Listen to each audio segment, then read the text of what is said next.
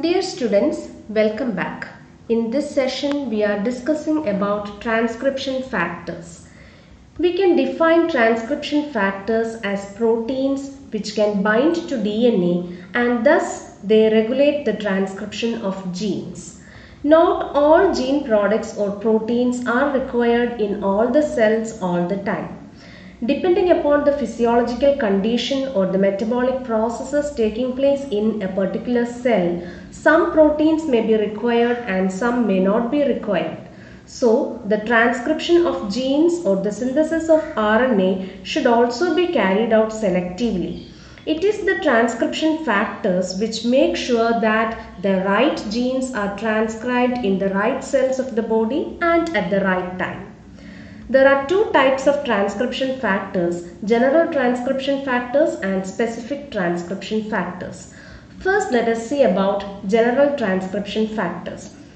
General transcription factors or basal transcription factors are present in eukaryotes including human beings. You know that for initiating transcription, the RNA polymerase has to specifically bind to the promoter sequence of DNA. In eukaryotes, the RNA polymerase can attach to the promoter sequence only with the help of transcription factors. This is mandatory for the transcription of any gene in the case of eukaryotes. That is why they are called general transcription factors or basal transcription factors. But in the case of prokaryotes, the RNA polymerase itself can recognize the promoter sequence and bind with it because it is having the sigma factor. So the prokaryotes don't need general transcription factors. In eukaryotes, during template recognition for initiating transcription, the general transcription factors assemble on the promoters and they help the binding of RNA polymerase. TF2D is an example of transcription factor and it helps the binding of RNA polymerase 2. TF2D is composed of one TBP subunit and several TAF subunits. TBP subunit is the TA-TA binding protein. The promoter of DNA is having the repeated TA-TA sequence. The TBP subunit recognizes the TA-TA sequence and binds with it. The other subunits of TF2D are called TAF, that is TBP associated factors. They recognize the initiator element so that transcription can be started. When TBP subunit binds to the promoter, it causes the bending and unwinding of the DNA double helix. This is an important signal for the binding of other transcription factors.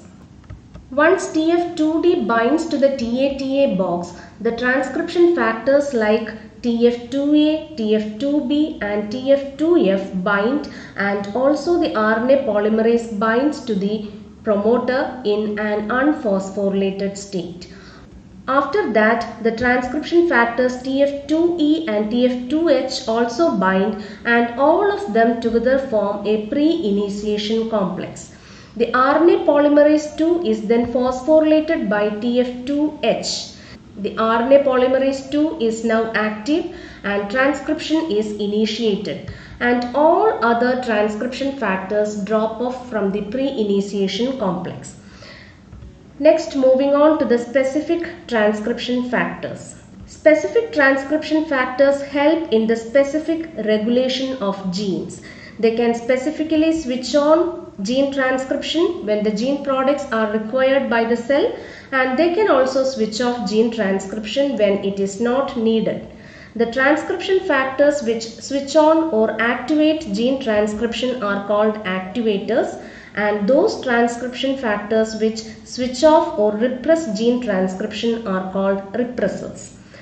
The activators bind to specific DNA sequences called enhancers. Enhancers are sequences located several nucleotides ahead of the promoter, as you see in this picture.